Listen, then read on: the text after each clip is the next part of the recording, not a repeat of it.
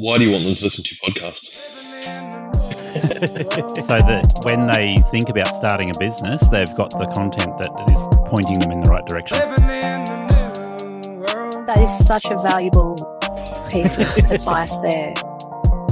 The change in mindset makes a massive difference. Welcome to Aussie Lawn Stars. Welcome to the dungeon, mate. Thanks. Thanks for having me. Glad to be here. I'm going to grab my phone because that has a message on it.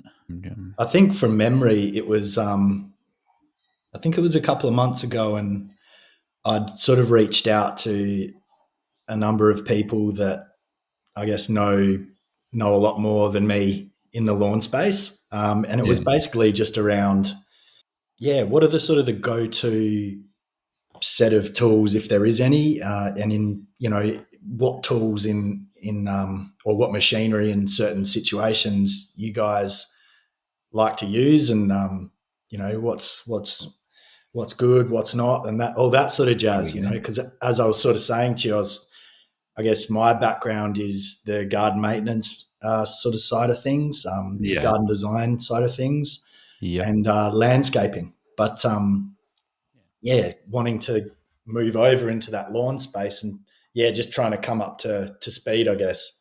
I've finally found your message. You're okay with me reading that out? Yeah, sure. Yeah. So you've messaged me a month ago almost now. And I was really slack getting back to you because I've been all over the place. At the time you messaged me, I was actually on a motorbike ride in Victoria in the snow. A motorbike ride in the snow? It wasn't meant to be in the snow. Oh. I did 4 days riding on my road bike, and my road bike's a sport naked bike, right? So I knew it was going to be in the Victorian high country and it was going to be cold. So I was like, all right, I've got the thermal gear, I got all the right gear to ride in the cold weather. And I said to the guys that were planning the ride, I said, I watch the weather for my job. And there's a cold front coming through. And it's going to snow, boys. Well, at the very least, it's going to be wet and potentially snow. And to the effect of like rather wet on the Saturday. And they're like, oh yeah, okay, whatever. And then on you didn't tell us this was going to be a snow ride. Then on the Friday, I had a chat to a couple of the key leaders of the group. And I'm like, hey, look at this. And it was only a small group, right? Like there's 11, 12 of us. But had a chat to a couple of the leaders. I'm like, hey, we're going to get wet tomorrow if we go with the planned route. And they're like, oh, well, we can change the plan. And they agreed. And then on the Saturday morning, we start the ride and we fill up with fuel. And we're chatting to these other riders that have come from down south. And they're like, oh, you should do this and this. And we're like, oh, yeah, that's awesome. And then we realize we're heading straight into the storm. That's awesome. What? What are we doing? So we got to ride one of the best roads in Australia. Over 100 kilometres of corners on the motorbike is good fun. Yeah, mate. Yeah, and listen, that's a great excuse not to be getting back to me for a month. That sounds so much more fun than what we're talking about. Well, no, this is good fun too. But it is good fun. But hey, my neck is still stiff from riding a sport bike for 4 days straight, and I get pain in my shoulder on my left side. That's my left side I'm waving, and tingling in my fingers from the motorbike ride. Is that just from the the vibration for all that time? I'll show you. Right, side on. If you're sitting on a sport bike, you're leaning like this, and as soon as I do that, I can feel the pain in my shoulder and the tingling in my fingers. It doesn't look great for your back, neck. It doesn't look good for anything really. So, and then on the third day, it's the Saturday, and we got drowned wet. And then after we got thoroughly drowned, so all our dry gear got wet to the bone. That started snowing. Oh, great! So it doubled down on you. So it was a fun ride. Sounds good. Sounds good. Efficiency is the thing that rules a business and the decisions you make as a small business owner. Right Mowers give you the options in their product lineup to match efficiency with size, fuel usage, and the type of jobs you want to target, from catching to mulching or side discharge, from roadside verges to acreages, and manicured lawns to 6 feet tall and super long. I've been using the Right Stander I 42-inch with a Catch Pro for manicured areas and the Stander ZK61 to maximise productivity for large open acreage mowing. If you need to replace your push mower, try the 32-inch Stander B. If you have more open access to residential properties, there's a 42 through 48-inch option that suits you. And if you want to enter the acreage market, the 52, 61 and 72-inch machines have choices in engine size and model type to suit the work you want it to do. Right Standards go the distance, saving you time and money season after season. Your question you sent me a month ago. Yeah. Do you have it, or I think I've got it? I've got it up in front of me now. So it says, Yep. Hi, mate, love the page, run a small landscaping company and have moved a little bit into residential lawn care, mostly high-end properties that are either being cylinder mowed or mowed with a sharp rotary, regular fert, soil wetters, renos, etc. What I want to ask was about stand-on mowers. It'd save a heap of time if I could mow some of the lawns on a stand-on, but I'm worried about the cut. In your opinion, are there any standards that offer a cut quality as good as a sharp rotary mower? There's a heap of info on standards, but the info is vast, so I thought I'd try and ask someone directly. I was thinking 48-inch standard with a catcher. I know walker mowers are the best, but I just can't afford one right now at the minute. Thanks heaps for any help, recommendations, advice for us. So, yeah, thanks for the question. Yeah, no worries. Yeah. Short answer I'm going to Bits say of to cover everybody, there. people watching the podcast, they know that I'm sponsored by Right. So we'll run an ad for right here. Yeah. But that's right. yes, you can get a really sharp cut and a nice finish with a stander. And the blades on a stander, if they're sharp, they're going to be equivalent to that on a rotary mower that is sharp, right? So that's not the issue. The issue that I think is really significant, and not throwing Right under the bus or Walker under the bus, the biggest issue that you're going to find here is when you're comparing different mowers, there are only a couple of factors that make a really significant difference to the cut quality. And it's not all about the sharp blades. So if you're talking about sharp blades, go to a cylinder mower because you get the scissor action, right? That's nothing's going to be sharper cut than the scissor action of a cylinder mower. Yeah. I'll say that right.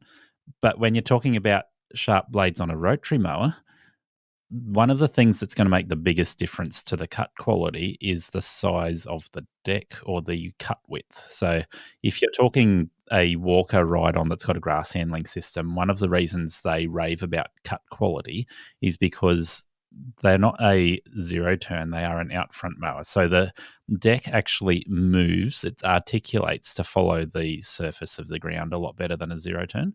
Yeah. So that's why Walker has a renowned name for cut quality. And because they vacuum all of the clippings away into their grass handling system as well, it looks spectacular. Yeah. Right? In fact, I remember you saying, I'm not sure if you still use a walker, but you were using a walker. I was using a walker. I'm not using one anymore. I'm using the Right Standards. I've got two of them. Yeah, right. Okay. So they've actually replaced your need for the walker. That's interesting. So the walker I had a 42-inch deck and a 56-inch deck, and I would pull two pins, swap the deck over between the tighter work with the 42-inch deck and the wide open spaces with the 56-inch deck. So I've got two machines to replace that one mower. One's a 61-inch machine and one's a 42-inch machine. So essentially similar size cut and similar results. The thing that I'm getting back to here is the size of your deck and the wheel distance allows you to follow the ground better. So if you take a 42-inch mower, and the walker being the best 42-inch mower for following the ground nicely and getting that smooth finish that looks like a golf course, once you go smaller than a ride-on mower, you go down to a 21-inch mower that's your standard sort of walk-behind self-propelled machine, they follow the ground better. There is no arguing over it. I've had a lot of residential customers over 15 years. It's almost 15 years now. The only complaint I got with the walker was one customer who insisted that a 21-inch mower, a Honda HRU 216, was going to give me a better cut quality. And I argued with him back and forth, and I lost him as a customer over it. So reality, that's what he was looking for. He had a yard which was less than perfect, and that's where you notice the difference, where the mower follows those lumps and bumps, and the smaller the deck, the better it follows the lumps and bumps without scalping them. Yeah, makes sense. Even though the walker did a brilliant cut quality, he was looking for something that made his yard look like every piece of grass was the same cut height. And if you really want to go that fanatical about it, you get a robotic mower, not because it's robotic, but because the cut width is smaller than any push mower, and so it actually looks like a golf course because it cuts everything so evenly. Yeah, wow. That's that's really interesting. So smaller the deck, the better it looks. Yeah, copy that. No, that makes sense. In saying that, sort of getting away a little bit from what we're talking about, do you think then that the sort of future of mowing is with these robotic mowers? Do you think like people will be going out and just buying their own, robotic mower, or are we still going to be in business? So there's two answers I'll give there, because if you look at Europe, a lot of people are running robotic mowers, and obviously it depends on whether you're talking acreage or residential size properties. But in Europe, if you're talking residential properties, there's a lot of places where they just don't have fences around the yards, and so a robotic mower is able to operate seamlessly on a yard in Europe, and they're everywhere. So it looks like you're going to lose your job, lose your job to the robots. But in Australia, what? Terminator 2 all over again. Even if there's a lot of people buying robots in Australia, no, we won't lose our jobs. There's a lot of need for our service. The more likely loss of jobs in our service industry at the moment would be with a financial downturn, because people start mowing their lawns themselves to save a few dollars, not because of the robots. Sure. That's the short answer. I'd love to say, the robots are going to take our jobs because I love them, right? And I've got one in my backyard. It looks fantastic. Right. Which, on that then, is there a whole range of these robot mowers, or is there only like one or two up to par? Oh, look, pretty much any of them are going to do the job okay. Are And they? when I say okay, like, it's going to look as good regardless of which one you get. But there are some differences. So the gold standard is probably going to be Husqvarna if you're looking at the company that's been in the robotic mower game the longest. They have the history. They have a brand reputation that's unmatched. When it comes to other brands that are up there, you've got Ambrosio, which is not so easy to find at the moment in Australia. They're Italian. You've got Segway, you've got Luba, you've got Cress. Okay, so there's heaps of them. These are the good brands. Then you go to the cheap ones. Right. The other thing that's significant here is the older robotic mowers, and Husqvarna have been around for a long time, so they've got plenty that are like this. They run with a wire in the ground that marks the perimeter of the area the robot mows, and it essentially acts like a dumb machine that just goes randomly cutting until it hits the wire, then it turns around and goes the opposite direction. The wire is actually under the ground, and it uses electromagnetic field to detect that it's close to the wire, gets over the wire, turns around, goes a different direction, and it's just completely random until it's done enough time to cut every blade of grass. Yeah. Which is actually, it gives the best finish. If you look at the newer version of robotic mowers, they run a RTK GPS, or a variation of that, which what it means is it's centimeter accurate. It'll measure accurate GPS down to 1 centimeter, and you map your yard with a remote control setup with your phone, map the robot as it drives around the yard, and then it saves that map in its memory, and it does back and forth like you would mow in straight lines until it's cut every blade of grass. Gotcha. The difference between these is the systematic mowing typically doesn't come up quite as nice a finish as the random mowing does. The random mow tends to... Is that because it's just sort of covering the area over and over and over, like randomly? Exactly. Yeah. So one of the features of any lawnmower, whether you're talking a massive ride-on or a cylinder mower or anything else, is the amount of grass that it cuts in one pass. So a cylinder mower is fantastic because of the amount of blades, and if you're cutting only a tiny piece of grass off each time with your cylinder mower, then say cylinder mowing on a daily basis, you're going to cut probably about 80 to 95% of the grass in one pass. A rotary mower is cutting around 35-40% of the grass in one pass, and that includes robotic mowers because most of them are rotary. So if you have a random cut and it just keeps on mowing, so it's out there 5 days a week, 7 days a week, or whatever it is. In winter, it might be 2 days a week or 3 days a week, but they're basically just cutting frequently so that they cover that area 4 times, which means they're going to achieve close to 100% of the grass cut, and it looks fantastic. With Yeah, us, okay. So what's the, like, just like to give like a bit of an indication of like cost of one, say the Husky one. I don't know if there's different models of the Husky there one or is. whatever, but There's a lot of different models in the Husky range. is that So I right? think they start at about $1,500, $1,400, Okay. and that's with a wire in the ground. Once you go to one that doesn't have a wire in the ground in the Husky range, you're up at about 6,000. Wow. And that's for a Okay. residential yard. Then you go to their bigger commercial machines, and you're probably starting at about $10,000 for a decent commercial machine that doesn't have a wire in the ground. Gotcha. About 6,000 plus install if you're going for one with a wire in the ground, because it does cost So money. how what sort of like surface area could a 10K one do? 10,000 square meters. Say again? 10,000 square meters. Wow. Far out. So that's 2.5 acres. Yeah. Yeah. I mean, that's pretty good. And what do they work on? Obviously, like battery then, and what do you have to charge it how often you reckon? They recharge themselves. So most robotic mowers or autonomous mowers will dock on their charging station and recharge and then go back out and mow.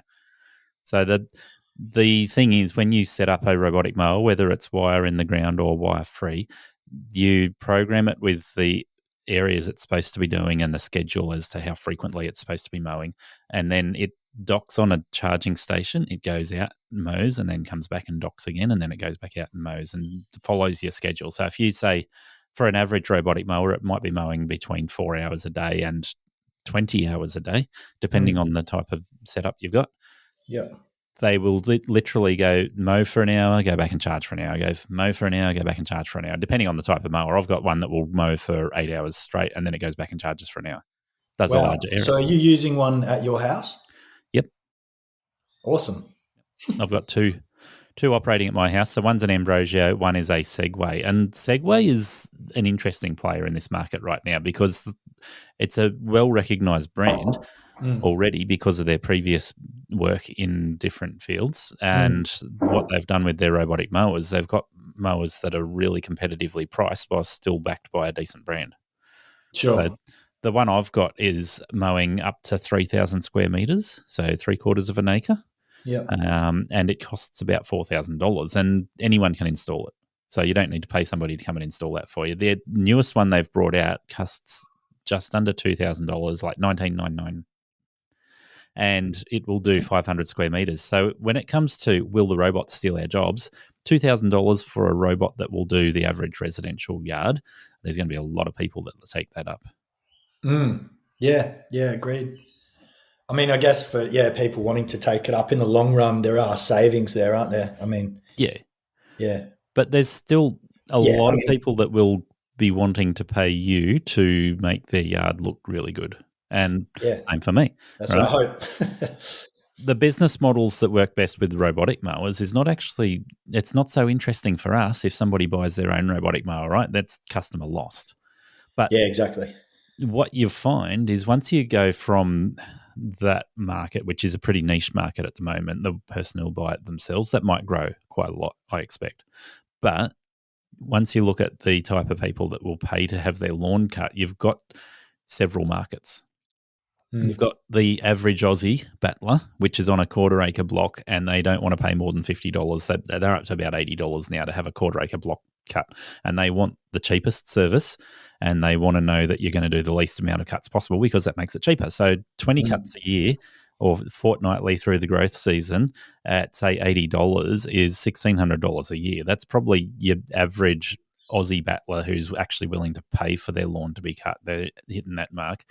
The interesting market for our industry is probably more like what you're chasing in terms of people who want their lawn to look a little bit better than their neighbours, and they're willing to pay a little bit extra.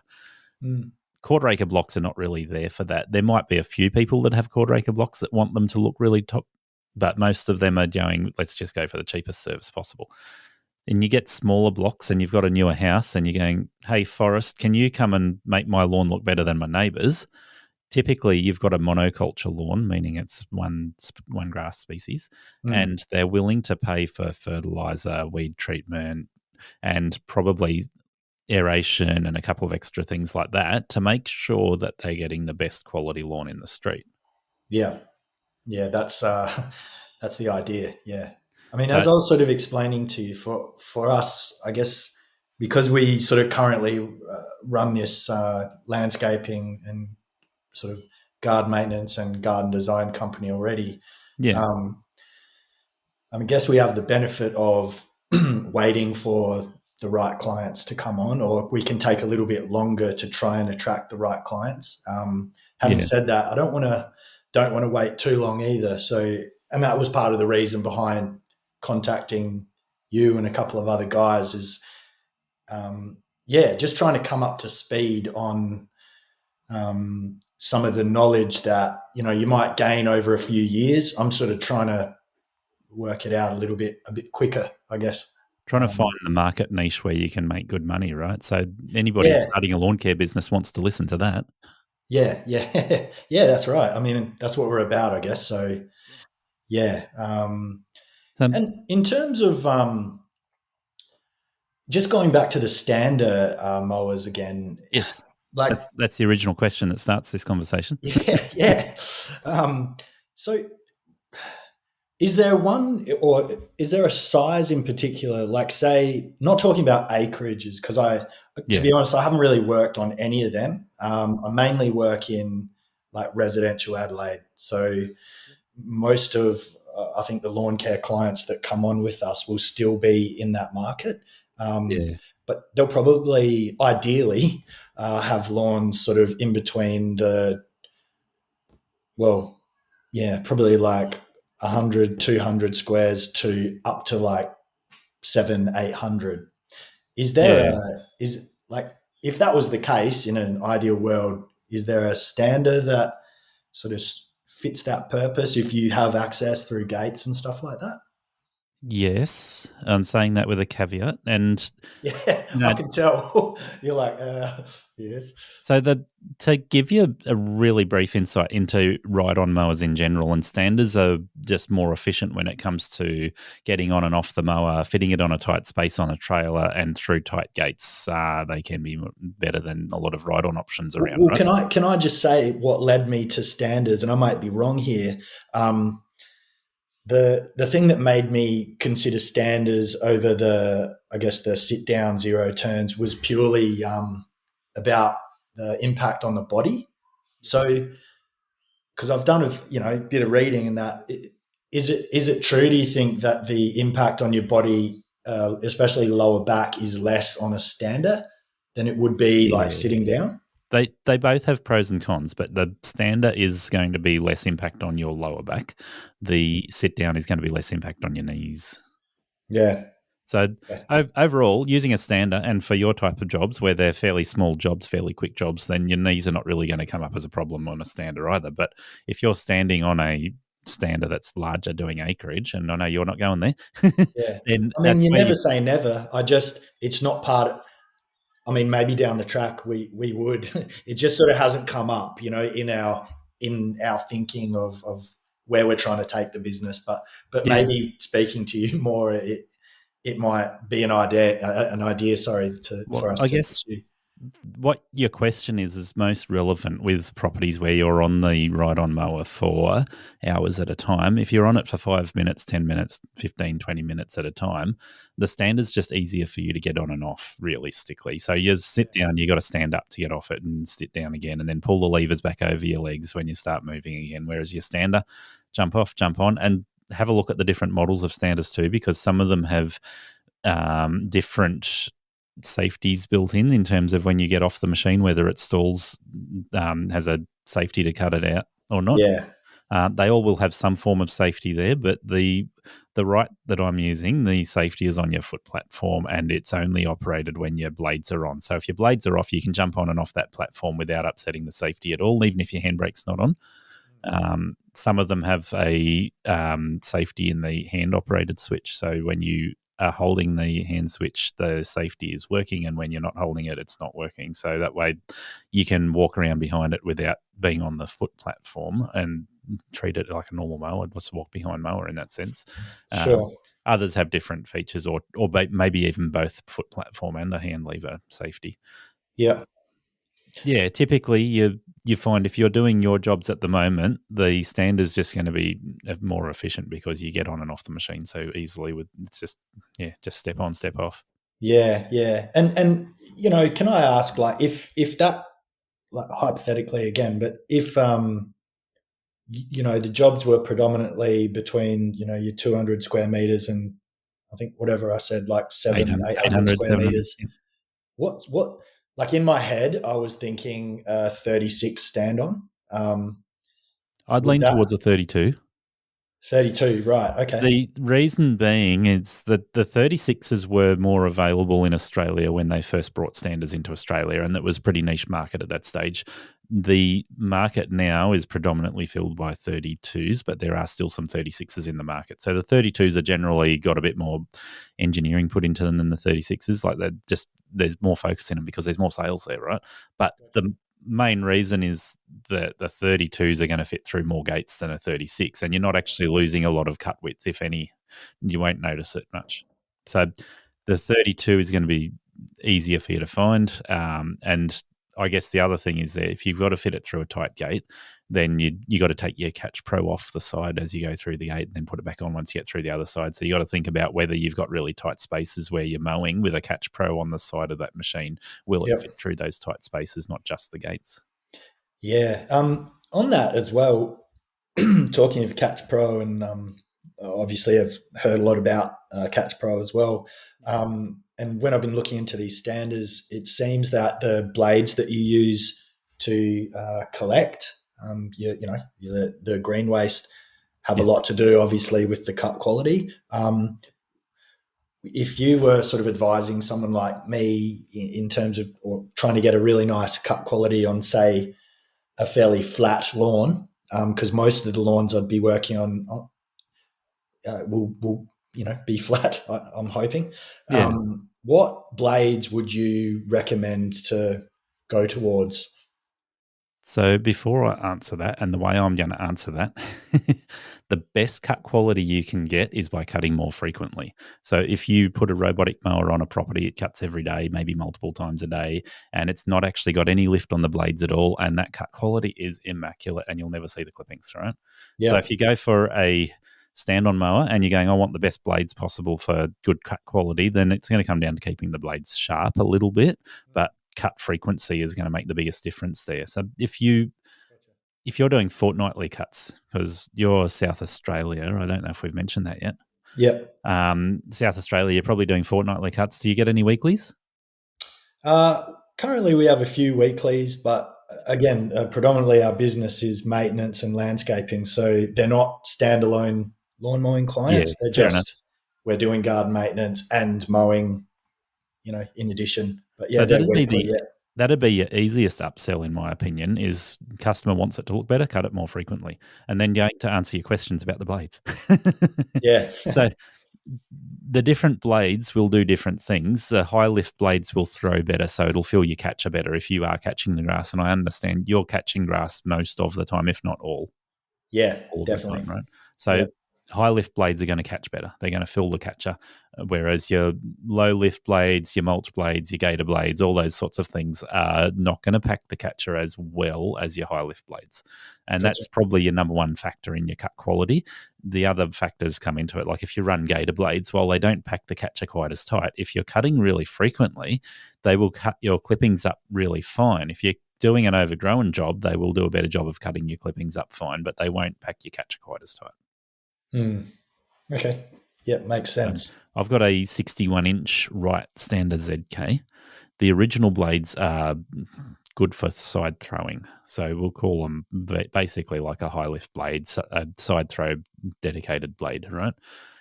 When I operate that machine with the chute open as wide as it can be, they throw at least 3 widths of the machine. So 61-inch deck, they're throwing at least 3 times that width away from the machine. Right. I've put gator blades on there at the moment, and they're the Ballards. I can't remember what they call the Ballards ones, but they're like a gator blade, and I think there might be a Wolverine or something to that effect. They barely throw one width away from the machine. So you can see that's massive difference. When the grass comes out the side, and I'm talking cut frequency is weekly, so there's not heaps of clippings there anyway, but the clippings look like they're falling as soon as they come out the side chute. Okay. They're not thrown out. They are just falling out. So for all intents and purposes, you can mow beside a car or a glass window, and unless you pick up a rock or a piece of wood, it's not going to throw it far at all. You're not worried about grass clippings going on the buildings and the cars. Yeah. I've literally mowed beside cars and you're like, oh, it's not going to matter. They won't get anything. Can I ask, in terms of the so I guess it depends on how often you're using your machines and your blades, but how often would you be sharpening your blades or replacing your blades? Never. Wow, really? I'm not a fan of sharpening my blades, but I did say earlier, sharpen your blades often to get better cut quality, right? Yeah. So there's two ways of getting better cut quality. One is to cut more frequently, other one is to sharpen your blades more. Yep. So I run on the belief of cutting more frequently. So if I cut more frequently, even with the dull blade, my lawns still look like a golf course, and I mean it. Right, so never sharpen a set of blades. I just replace them, and it still looks like a golf course. Reason being is I'm cutting that area twice a day or once a day or whatever, rather than once a week or once a fortnight or once a month. But if you want to keep particularly things like cooch looking really good, cut frequency is really important first and foremost. So if you can cut cooch weekly or even more frequent, then it's going to look better than if you cut it fortnightly. If you cut it fortnightly and your blades are a little bit dull, then cooch is going to be the first grass you notice it looking a bit ordinary. Yeah, definitely. No, I understand. So in your business, can I ask how often ideally are you trying to cut your clients' lawns? Weekly. Yeah. So I've stopped doing residential work altogether now. And have you? Wow. I have mentioned that, but I don't dwell on it a whole lot because I'm more interested in interviewing other people and telling their stories than my own. But I don't do any residential jobs, which means on the commercial sites I'm managing, it's a case of going, well, I'll mow that area daily or weekly, and I'll mow the area out the back when it needs it. So the back paddock, treat it like a paddock and slash it. The front area in front of the office, I'm going to cut it weekly or daily, or I'll put a robotic mower on there, because when I provide a service on a commercial premises, putting a robotic mower on is just part of the service, right? Nice. Okay. Yeah, that's interesting. It's interesting to hear that people are now sort of incorporating robotic mowers into what we do. Yeah, well, I've spoken to a few people that are doing that, implementing it on that commercial basis like I'm doing, and I think it's a good way to do it, but you do need to do your numbers and make sure you're profitable when you do it. Yeah. So it's got to be worthwhile for you. Yeah. Yeah. Yeah, that's the only reason we're doing it, right? That's right. But, well, having said that, I talked a little bit about, what we do and the maintenance and the landscaping and that. A large part of the reason behind why, like, we're moving into lawns is just because I find lawns interesting. Like, I don't know, it's funny, like we all laugh about it and that. I feel like you hit a certain age and then, or something happens and you're just like, lawns. Yeah. I love lawns, like, want to make my own lawn look better. Want to make my clients' lawns look better. How do I do it? It's this, I think I don't know. There's a couple of reasons this happens, right? One of them is because human nature is such that we tend to focus on things where we can actually know more about it and get results. And lawns are one of those things where you cut the grass and it looks great, right? So it's immediate gratification. Yeah. But it's also a sense of pride in knowing how to do it well. So it's something which is really easy to do well. It's kind of like learning how to fix a Rubik's Cube, right? So once you look at a Rubik's Cube and you go, that's an impossible mission to try and get all of the colors in the right place, you start looking at how to do it and you go, oh, wow, I can do that. Yeah. A bit of pride there. Yeah, it's a great feeling. Yeah, that's true. But can I say, the more I learn, sorry to interrupt you, the more I learn about lawns, the more I know there's so much to learn. And I think I mentioned that on the phone to you, is like, part of the reason I was trying to get out of the maintenance game is that trying to teach people, to become proficient gardeners and good gardeners is like a lifelong mission, and something that I'm still learning after, many years. And I think, lawns to some extent are perhaps not that complex because it's one thing, it's the lawn, but there's so many variables that still go into making that look or making that shine. You can see this in the LMCA community and anywhere in our industry, that people are very passionate about knowing the right thing to do. If you're in horticulture when you're doing gardening and you learn a lot of things about horticulture, yes, there's a lot to learn. It is complex, right? But there's a sense of pride in achieving that, much like the Rubik's Cube. With lawn care, there's still that same satisfaction, but the satisfaction happens immediately. Yeah. But one thing I've noticed, I was talking to somebody else today who was a little bit disenfranchised with the whole community because they're getting told every time they share something, they're getting told that's not the right way to do this, or you're dumb. And it's like everybody in our industry knows the right way to do it, and they're happy to tell somebody else they're wrong. Yeah. But yeah, lawn care is definitely like you can get away with 3 tools to start a business, and you can get away with knowing 3 things to be able to actually cut grass and make it look good. Yeah. And that's definitely something that drew me to it. I was very interested in it, but as far as moving parts, it was a little bit more simple or a bit more of a simple process than sort of running a business with 2 components to it already. Adding a third at the moment has been challenging for us because I run our business with my partner Hayley. Okay. She's been like an enormous help. But I guess we're just trying to reclaim some of our time and moving into or streamlining things just towards lawns is something we're pretty passionate about. And you look like you're a similar age to me, I'm guessing. Thank you for listening to Aussie Lawn Stars. Please remember to rate and review the show on the Apple Podcasts app or the player you use. Exciting new shows are released every Monday. Make sure you follow or subscribe to hear the next episode.